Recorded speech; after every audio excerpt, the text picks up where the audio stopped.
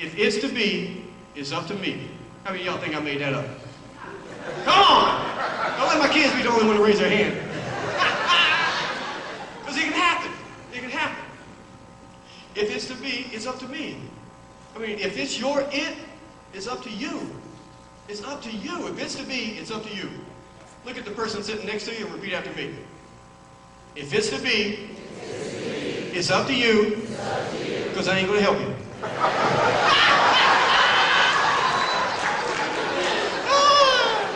That's good. That's good.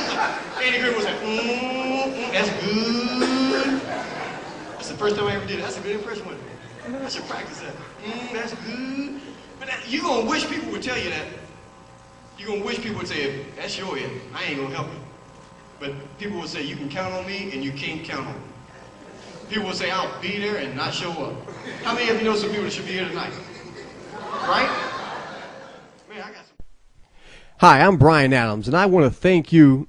Wait a minute, there I am with the whole family at one of my events. We all want to thank you for considering one of my programs for your next conference, training event, or convention.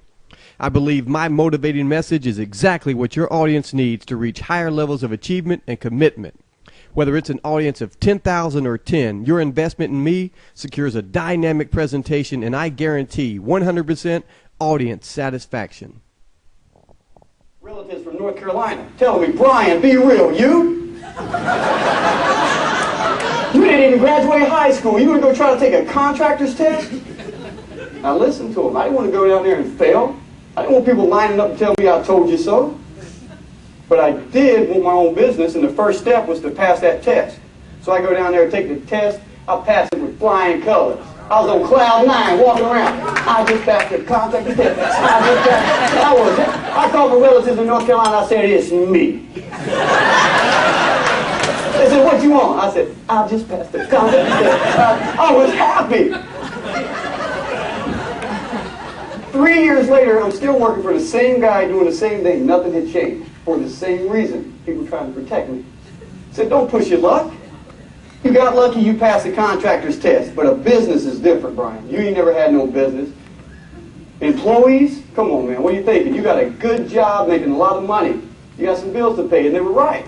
Had a lot of bills to pay, and I did make good money. I had a job. Just over broke. That's what that means.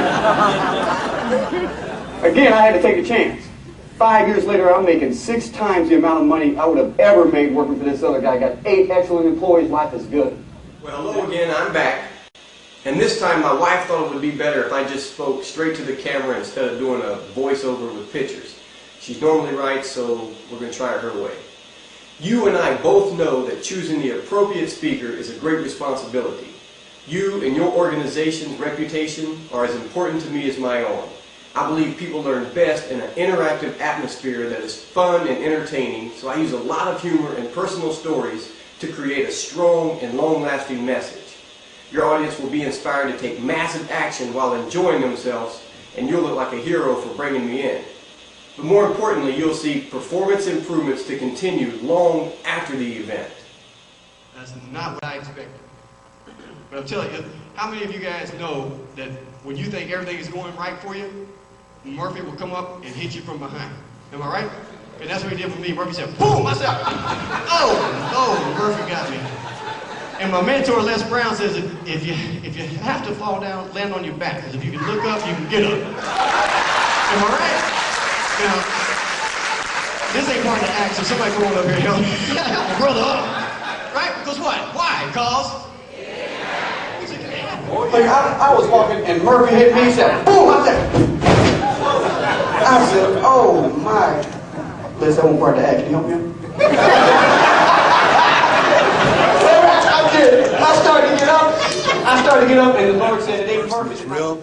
He touches your heart. He gives you insight and methods on how you can transform yourself. He not only motivates youth, but he's also very effective with adults. He's a person I'm very proud to call my friend, and I think he's going to make a tremendous impact on the planet. This is Mrs. Mamie Brown's baby boy standing next to my pride and joy, Brian Adams. I want to pledge to you that I will be the easiest speaker you have ever worked with, and you can be 100% confident after booking me. You can relax knowing that everything on my end will be well taken care of. So what that means is you can relax knowing that I will consult with you many times prior to the event to make sure that the message found in my presentation is exactly what you need. You can relax knowing that I will show up with plenty of time to spare to put you at ease. You can relax knowing that I will conduct myself in an ethical and professional manner at all times. I want this event to be your best event ever, and I want to do everything that I can do to make sure that happens. I'm looking forward to building a lifelong relationship with you. So until we meet, keep a smile on your face, God in your heart, and me in your prayers. This last clip is one of my favorites. We surround ourselves with. I was doing a big event with Les in Detroit, and a guy was on the elevator with me, and he said, "Oh, you speaking?" He tried to remember my name, but he couldn't. He said, "You speaking tonight, right?" I was big time. "Yeah, yes I am." He goes, "I ain't gonna be there." I said, "Thank you." Something get ready to happen. I said, "What?" He said, "And let me know when my hour. Hey, where's the time limit? Let me know when I'm down to an hour and a half. Yeah, let me know. I'm gonna be here a while. We're gonna get busy." So this guy says, "Hey, I ain't gonna be there tonight. Can you give me something that's gonna change my life? You got 2 minutes."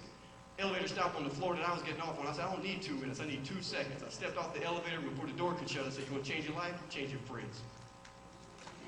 And when the door shut, I looked down because I didn't want to say that. Because I knew there were some people I needed to be changing friends with. Am I right? Everybody in here? I grabbed my cell phone. I looked at my cell phone. I was shaking my head. Because we know there's some numbers on there we should probably delete. Right? Thank goodness for caller ID. Because the phone rings and you go, "Ooh, ooh, ooh, ooh, not now.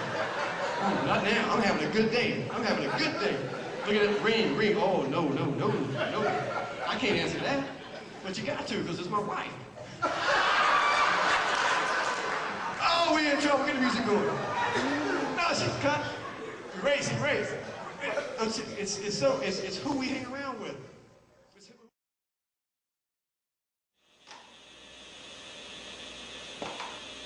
Hey, you still there? Hey, don't turn me off yet. Don't turn me off.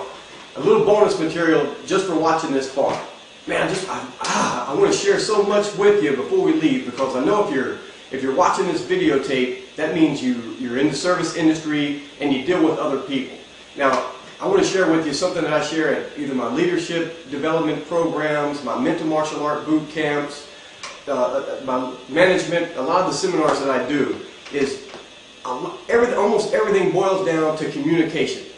Communication. We're always dealing and communicating with other people.